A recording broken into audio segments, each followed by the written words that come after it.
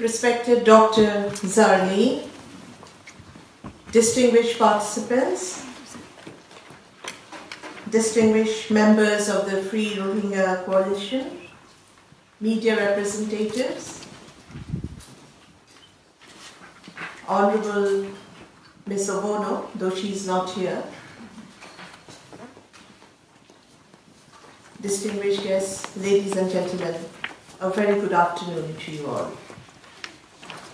It is indeed a great honor and a special privilege for me to be here this afternoon at the International Conference on the Situations of Rohingya People in Myanmar and Bangladesh, organized by the France-Bangladesh Friendship Group of France National Assembly. I express my sincere gratitude to the Honorable President of France-Bangladesh Friendship Group, Ms. Danielle Obono, for the kind invitation extended to me. I thank the France National Assembly on behalf of Bangladesh National Parliament for organizing this conference, a very important event on the unfolding Rohingya crisis, the most pressing crisis for the international community at the present time. Bangladesh is hosting more than 1.1 million forcibly displaced Rohingya people from Myanmar. Bangladesh is facing a colossal challenge due to this unprecedented level of influx of Rohingyas from the neighboring Rakhine state of Myanmar since 25th August 2017.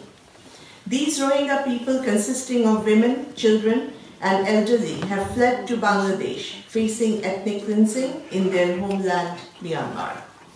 I have been to Cox's Bazar myself and visited the places where Rohingya people are now taken shelter.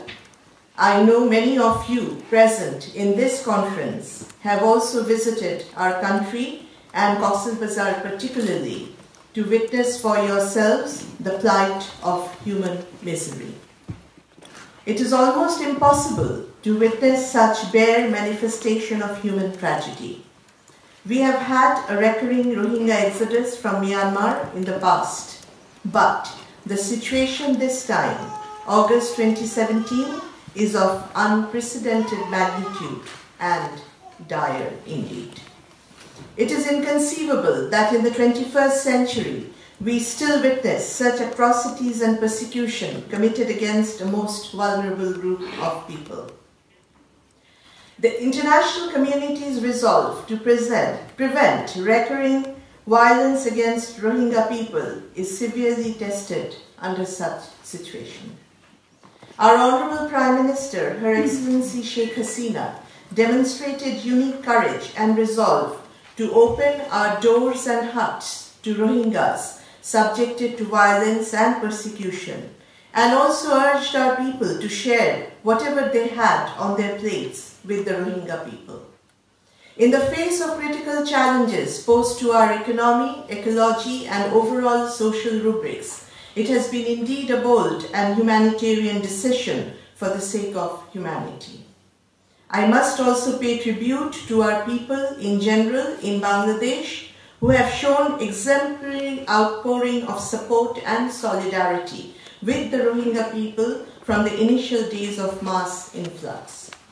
People from all walks of life from all over the country rushed to Cox's Bazar to stand by the Rohingya people, particularly so many children traumatized by the atrocities they witnessed and the travails they experienced during their journey across borders. The entire international community has been praising our Honorable Prime Minister, Her Excellency Sheikh Hasina, and the government and people of Bangladesh. We thank the international community and the UN and others for their support. The utter devastation encountered by the Rohingyas fleeing Myanmar cannot be justified on any count. Women of all ages have fled, being raped and tortured. Families have been torn apart, houses burned down, and thousands of children have been orphaned as whole villages have been set ablaze. This is a humanitarian crisis of immense and unendurable proportion. This appears to be a strategy adopted by the Myanmar authorities to depopulate the northern Rakhine state.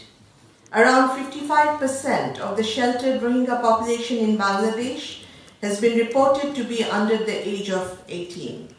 Most strikingly, there are 36,373 approximately children identified as orphans who have lost either of their parents. Among them, 7,771 lost both parents.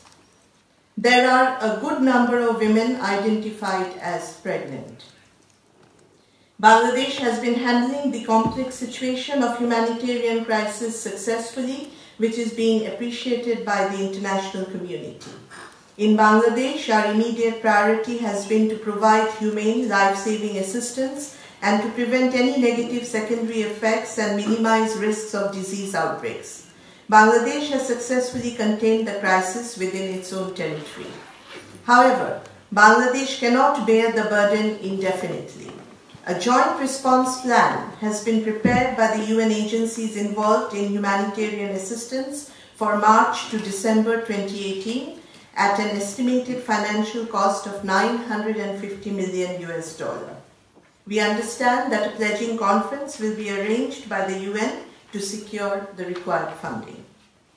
The international community, including UN agencies, have strongly condemned the acts of Myanmar. It must be brought to the attention that the root cause of the crisis is the statelessness of the Rohingya people and not development deficit. As recommended by Annan Commission, there is urgent need to review the 1982 law of citizenship and align it with the international norms. Myanmar has to take account of the fact that there is no traction for their much maligned efforts to deny Rohingya people of their human rights and fundamental freedoms under the pretext of projecting them as outsiders or on any other count. Bangladesh strongly asserts that the problem is essentially a political one which has its origin in Rakhine state of Myanmar. Therefore, its solution must be found by Myanmar. It is a problem between Myanmar authorities and its own national which spilled over into Bangladesh. Our Honorable Prime Minister, Sheikh Hasina, placed 5 points at the 72 UNGA in September 2017 towards a lasting solution to the crisis. Bangladesh is pursuing a two-pronged strategy. 1. Engaging with Myanmar bilaterally, and 2. Mobilizing the international community in UN and other forums. Bangladesh is pursuing the path of diplomacy and constructive engagement with all actors in response to this crisis. Bangladesh seeks a peaceful solution to this problem. On bilateral fronts so far, 3 necessary instruments on repatriation have been concluded with Myanmar so that forcibly displaced Rohingya people can return to their land Myanmar in safety, security and dignity, and their resettlement and reintegration into Myanmar society is ensured as a sustainable solution. We know that in order for this bilateral initiative and track to make headway, the support of the international community, especially the UN Security Council, is imperative.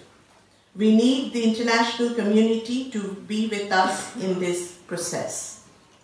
No matter how protracted and complex this process may be, given staunch political will to resolve, particularly on the part of Myanmar, it is not insurmountable. The UN member state and parliaments have a responsibility to come together in their collective endeavor to ensure a lasting solution. This is perhaps where the UN Security Council can make a difference. We thank the UN Security Council members for visiting Bangladesh and for all their support. In multilateral forums, Bangladesh continues to remain actively engaged with the UN, European Union, OIC and ASEAN. Bangladesh greatly appreciates the support of the international community, particularly from the government of France, European Union and USA, as well as UN Secretary General, UN and other institutions, organizations and parliaments. We have had long discussions, and this is an ongoing discourse which has been productive to a great extent in the sense of keeping the international engagement alive, and the dialogue goes on. To conclude, I would like to flag a few points. It is now time for implementation of the agreed repatriation process. Creating conducive environment in Rakhine State is imperative for the success of voluntary, safe and dignified repatriation. This includes, inter alia, providing safety and security to the returnees, to rebuild destroyed villages and houses, creating livelihood opportunities, and ensuring access to basic services and amenities for the Rohingya people.